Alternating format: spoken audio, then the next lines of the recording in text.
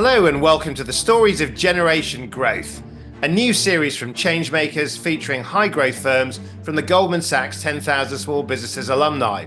I'm Michael Hayman, and throughout this series I'll be joined by my guest Charlotte Keenan, the programme's head. Together we will speak with business leaders who could well be at the heart of a new generation of growth for the UK. But what is generation growth? Well, it's an idea driven by the Small Business Manifesto, a call to action which shares insights and policy ideas on how we can release the potential of high growth companies to thrive. We'll be discussing the key recommendations of that manifesto and how we make them real. In this episode, we're joined by Gori Yahaya, founder and CEO of UpSkill Universe, a company dedicated to helping businesses bring key skills to their workforce. Gori, Charlotte, great to see you. Welcome to Changemakers. Gori, brilliant business, UpSkill Universe. Tell us all about it. Yeah, well, thanks for having us. UpSkill Universe, I launched about 9 years ago. And we essentially help businesses bring future skills to their business and to society as well. It's really important for businesses to appreciate the power of skills can have to grow a business and how important it is and it's vital to a business. But also looking at the responsibility they have to help us close a gap in society. So since I launched the organization, we've been building some of the largest digital skills programs, even globally, to help people feel they can thrive in this society. Yeah. I mean, it feels to me like this is the sort of business when people say, look, there is a generation of businesses that are doing the things that the state used to do. This is the sort of business that seems to be right of its time in terms of actually we're a skills business, we're addressing something that is a national, challenge, but business may have an answer. I mean, do you find that the kind of the entrepreneurial spirit gives you something different, something, I guess, extra in terms of addressing the challenge? I'd like to think so. If I look at the skill system in the UK, or even the education system in the UK, I feel it's fundamentally broken. I don't feel it's keeping up with the needs of the workforce. The skills or what you learn in school is not quite what the workforce needs, and there's lots of stats that talk about that. And I think as an entrepreneur, I've got an insatiable need to solve problems, but with regards to the skills piece, which is a big problem to solve, I can move quite agilely. So building a business that can adapt to the changing skills needed in the workforce, finding a way to scale the delivery of those skills is really what I get excited about. And I think it's allowed us to be able to scale as a business. Yeah. Interesting business of our time, Charlotte. Yeah. And in relation to your comments on the UK, skills landscape, when we did the 10,000 Small Businesses Manifesto, only 12% of you thought that the education system was fit for purpose in terms of skill provision. So in terms of what you're doing, absolutely core and central. And I think maybe, Gori, bring it to life a little bit more, right? When you talk about scaling it and you talk about the digital platforms, obviously that's in terms of upskilling the next generation, but are you doing anything in terms of upskilling existing workplaces and also thinking through the work you're doing around diversity? I know there's a lot of learning to be done in existing workplaces, right? There is. I feel, and I'll go back to kind of where the skill system and education system is at the moment. I was reading recently that the participation levels in adult learning, in adult education, have dropped by about 2/3 in the last 20 years, which means there's an accessibility issue. There's a mindset shift around the need for skills in the workplace. When we think about bringing it to the workplace, we need to understand what do businesses need. And as a business owner myself, it's thinking about what do we invest in tech-wise? How do we shape a business that's fit to scale? What foundational skills do we need? So we really focus on we focus a lot on the tech skills, but actually nowadays the softer skills, the power skills as we call them, leadership skills that businesses really need to have foundationally within their businesses to grow a business are absolutely key. I'm really blessed to be able to drive skills development at scale across society, but I get excited when businesses start to think we need to invest in our business to grow, and they see the outcomes and the power that it has on a business. How clear do you think businesses are themselves in your experience in terms of understanding what those future skills actually are? Because I'm thinking about an AI-driven world, a disrupted world where actually business models of the future are being created right now. When it comes to people, do you find that actually it's a fairly straightforward set of skills that the businesses are after, or do you think actually they're learning on the job as well? They're definitely learning on the job. It's not quite so simple for many reasons. I mean, skills or the skills that we need are changing quite rapidly. The half-life of skills has reduced dramatically over the years with the launch of lots of new tech. New jobs have been created. And as a business owner, you're just trying to find ways to keep your business alive and then grow it. So in terms of knowing what you need your teams to learn, where the capability gaps are, it's an evolving challenge. And it's not an easy one to solve. You can't just do a snapshot skills gap analysis overnight and then just do it every week. Business owners don't think that way. So Professor Stephen Hawking said that AI was either the best thing or the worst thing that was going to happen to humanity. Which one is it? I think it's the best thing. I think if we control this well, I think if we invest it in the right way, I think if we democratize access to the skills needed to really use it effectively, I think we can benefit massively from it. It's another major technological change similar to smartphone invention or the assembly line. They will fundamentally change the way we work. But there will be job losses on the way, presumably. There will be, but there'll be job creation as well. There's always that stat about 75% of the jobs that we'll have in 2050 don't exist yet, right? So it's about being prepared to have those jobs be created and have people with the right mindset to be ready to step into those kind of jobs. I mean, mindset for an AI world. What do you see as the component parts of that? Well, so we train a lot of businesses on AI, and what we find is probably the number one challenge people have is that fear that it will take their jobs, right? So what we try to do is get people to think that AI is not a replacer of you, right? It's about using it as a tool, like any other tool that we have, right? As a tool for you to be able to be more productive, more effective, live a better life, feel more confident in what you do, and give you more space and time to be more creative, right? So I think the mindset shift's about reframing what AI is. So it's being put as the three C's that you need in an AI world are creativity, curiosity, and critical thinking. Now, you mentioned creativity. These are going to be the way that I suppose we unleash the imaginative possibilities of AI. Absolutely.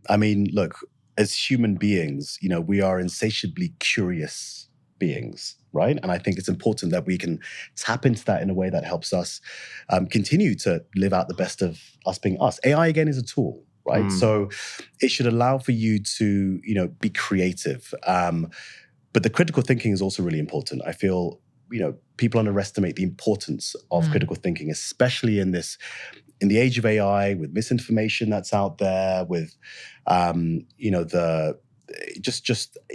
easy it is to access information. It's important that we can think critically, and utilize the best of our minds to ensure that we can make the right decisions based off the data that we get.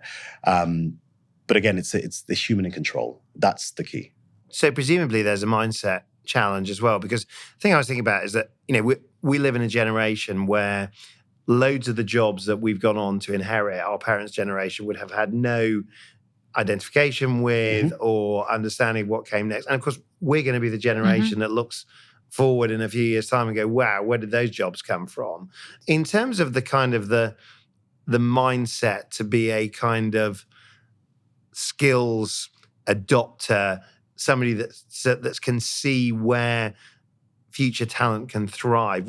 What's your advice to leaders that are thinking, actually, we want to be ready for the future?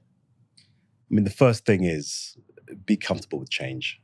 As a business leader, you should be fairly comfortable with uncomfortable situations because they get thrown at you every day. But when it comes to learning and when it comes to the capabilities you need in the organization, those will change. It's inevitable. The skills that brought you to where you are today won't get you to the next stage. So you need to understand, and think, be more forward thinking, right? Think about the future, about what technology you're investing in, about what your peers and your competitors are doing in that space, and keep yourself at the forefront of it.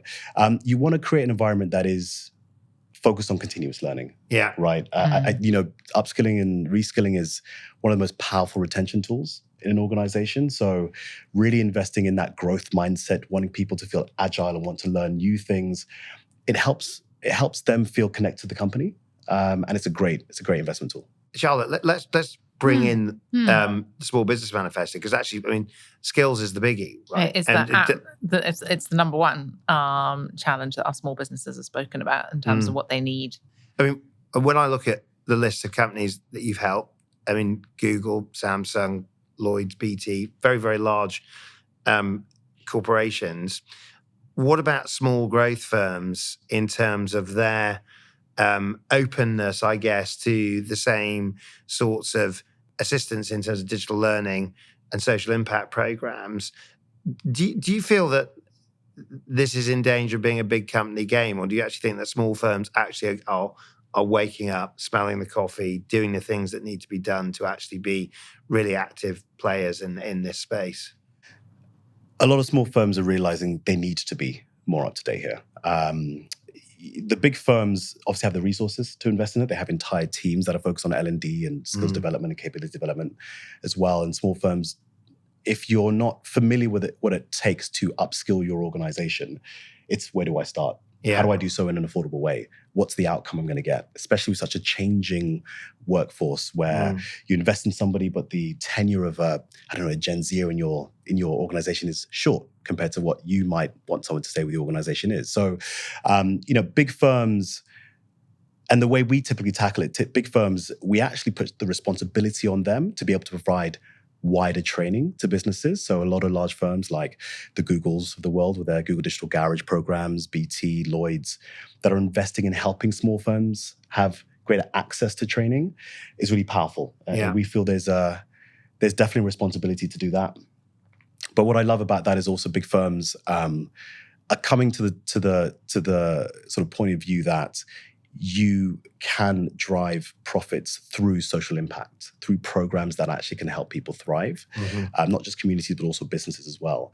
But there's a lot that small business can learn from how big firms adopt this, this approach. But what we're trying to do is make that access into learning development for small firms easier and more accessible. But it's the other way around as well. I mean, big business can learn a huge amount from small businesses, right? And if I think through many of the small businesses that we have in our 10,000 small businesses alumni population, they are purpose-driven, they are focused, they have a deep ingrained culture within that business, a values proposition, right? That even though there may be a team of 20 or 30, what that loyalty to the business that inculcates is really pretty extraordinary. And the performance culture. And the performance that you get as a result of that. And I think, I suppose I'm sat here listening to you and I'm sort of thinking, well, on the one hand, I can see how with a small firm, you could run a social impact program that you can very clearly see demonstrable results on, and that can inspire the culture of an organization to be more excited about its future, more connected, more committed.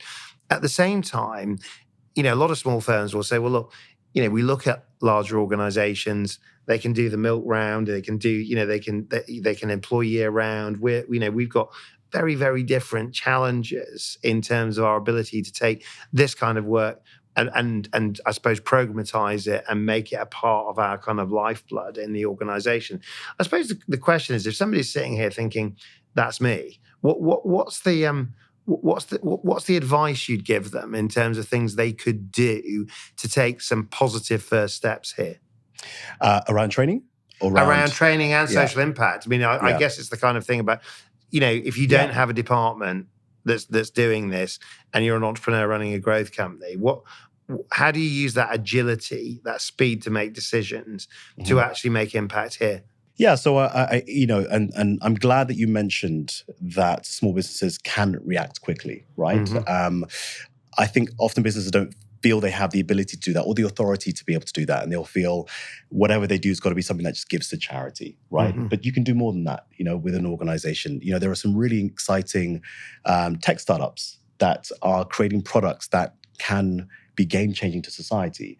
And it's about how do your products support society being more of a leveler, right? Yeah. And having more equitable approaches to help people thrive in society as well. So as a small business, firstly, in the whole idea of corporate social responsibility extends beyond corporates, right? I think businesses do have a responsibility to give back to society, and it's fairly simple. You really define, what audience would you like to support that really fits in with your ethos, your values as an organization.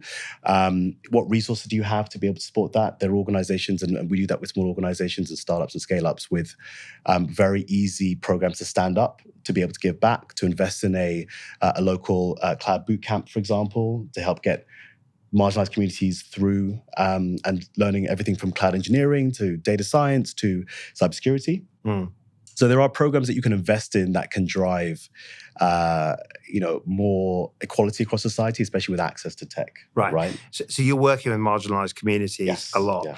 If you were to hold the mirror up to business on behalf of that community, what are they seeing when they see business? There's a lack of trust. They feel businesses are keen to sell to and take from than support the growth. There's this feeling of, it's inaccessible for a lot of marginalized communities. I think even Deloitte did a survey last year which said 19% of underrepresented individuals feel digital career pathways are inaccessible to them, compared to 60% of non-marginalized communities. So when they look at big tech or financial services or retail banks, they say, what's there for me, right? Like, is this built for me? Does the leadership look like me? Could I aspire to be that? So I think there is, if you're looking to build that relationship, that trust with those in those communities, you need to invest, you need to support, you need to really make it feel accessible. Charlotte, what's your take? I agree, invest, trust and support, but also listen and learn, right? And I think many of the big organizations are going on a learning journey, right? And as I said at the outset, this is absolutely a two-way street. Yeah. As we think about marginalized communities, ensuring that they've got the opportunity and the talent, but also ensuring that bigger organizations like ours, we're looking for the best possible talent whatever that looks like. That talent. Yeah. Well, I think also in terms of the talent, your organizations thinking about local communities and building that talent pathway is so important. I do feel often, and I talked about profit and doing good, I think there is a way to get the balance between the two, but also feel about how you can grow your talent pool. I mean, from an employer branding proposition, you need to be thinking your staff want to see you as an organization doing good in the community, right? Being somebody who's trying to close a skills gap to create more equalities for individuals, but to access that as well. So you're absolutely right. I think there are talent pools out there that there are hidden talent pools that people aren't tapping into. I think that's 100%. What we're trying to get access to. And I think what you're talking about is the ultimate test case, right? Because a lot of people, when they hear phrases like business is a force for good, they'll say, well, what does that mean? And what can you do? And what is that? Well, this is a very practical, tangible area where you can get involved. You can be the agent of change. You can be that agent of social mobility. I mean, that is something like, presumably more businesses need to sort of hear loud and clear, because it needs more practical activism, doesn't it? It does. Well, also you're getting a lot more businesses that call themselves purpose-led, right? But they're struggling to justify what that actually means, right? And that will come through in your actions. Right? What do you invest in? How do you support that pathway into your organization? Are you making your tech roles more accessible? Right? How important is inclusion to you as an organization? Are you really all about social change? Right? Yeah. Can you help drive a positive impact in the world? Skills, I believe, is a fantastic way to do it. Yeah. I think it's a really powerful way to do it. And I think businesses, can invest in it in the right way. It's better for the economy. It's better for society. Well, that's what I was thinking about. Does your work also show upticks in performance in terms of actually better integrated companies delivering better outcomes on behalf of customers, growing better, more performance-oriented? Absolutely. The stats show that if you invest in an employee's learning and development, you drive a 53% higher performance on that. You also, if you do this in a more equitable way for those individuals that feel a bit or like they don't belong in an organization, you don't just drive high performance, but you drive sort of higher collaboration across teams, right? So there are clear results. And what we're learning, and we've delivered programs for many years now, and we listen closely to the impact that we drive across the organization, the cultures that are being transformed by the programs that we drive. And it is really about fostering an environment where people feel like they can belong, feel like they can thrive. And inevitably they drive high performance, which obviously leads to profits, revenue, the rest of it as well. And I feel, businesses not investing in skills in their organizations are missing out on a huge amount of unrecognized revenue, right? Charlotte, you're nodding. What? Yeah, well, I mean, stats are well known, right? I mean, diverse workplaces are better performing workplaces. That is absolutely undeniable. And yes, it matters for big businesses, but going back to what you were talking about in terms of small businesses, right? I mean, jobs across the country, private sector jobs are led by small businesses. Yeah. And the multiplier effect and the role that those small businesses have as the bedrock of their communities, it's extraordinary, right? So actually ensuring that businesses are putting talent and skilling that talent and investing in that talent at the core of what they're doing. Yeah. Sort of thinking about the kind of the what's next, because I suppose in terms of concluding our conversation together, I suppose my sense is that there is a destination here, right? There is an equitable society where everybody gets a chance, where this whole idea where talent is infinite, but opportunity isn't. We actually reverse that actually we create this opportunity-led society. But I suppose the question is, how far along that journey do you think we are? I mean, I've found your story incredibly motivating in terms of the difference that you're making. But in terms of how far you feel we've traveled and how far we have to go, where in the journey are we?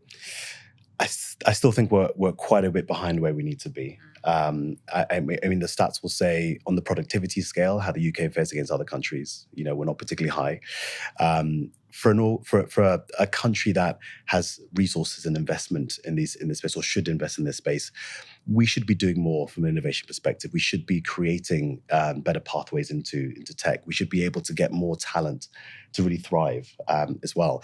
Look, I'm on a journey. Right, we've been here for 9 years. We've trained 690,000 people globally in skills. So, good numbers. That's pretty impressive. I still think we've only scratched the surface. In terms of the work you've done globally, where would you put the UK in terms of our international peers, in terms of the skills piece? What are the differences that you see? In terms of I would say the private sector investing in skills, I think we're quite mature in that space. The UK and US are very mature. I think one of the fastest growing markets is probably the Asian region. Asia Pacific, there's definitely a lot more investment. You'll see the likes of Singapore, Malaysia, all talking from a government level about AI skilling across businesses, across the country, and heavy investment. They're just moving quickly, right? And so we're seeing some of our programs certainly going east and supporting organizations there, because our model is to help organizations stand up upskilling programs quite quickly locally. So we localize a lot of our programs. Singapore's a good example. They've got the Skills Futures program, which very much government-led, but they give tax incentives to businesses to train their staff on tech, which I think is fantastic. That's really smart. Showing how invested they are as an economy to drive that level of upskilling. So I think the UK feels mature probably from a corporate training perspective. SME training, I think we're fairly low down in the scale with regards to how much small businesses invest in training, especially across Europe. We're really not that high up there as well. So there is a mindset shift that needs to happen to get businesses to really. I mean, this. I'm just sat here thinking as you're speaking, is that the future is coming very, very quickly in terms of just how much change business, society is going to have to face, and actually how organizations don't see kind of things like investment in training as almost like the tax on the business, but actually the liberator of talent for the business seems to be the big sort of question. Yeah, it's a mindset shift. Yeah. Honestly, I think there's a narrative that we need to shift towards, which gets business thinking, invest in your people, invest in your talent, invest in the skills for the future. and you can thrive. I think that's a great place to leave it, Gori. Thank you so much for joining Charlotte and I on Changemakers, sharing the story of UpSkill Universe. Brilliant story to share with all of our listeners. Thanks for having us. Thank you. We're excited. Thank you.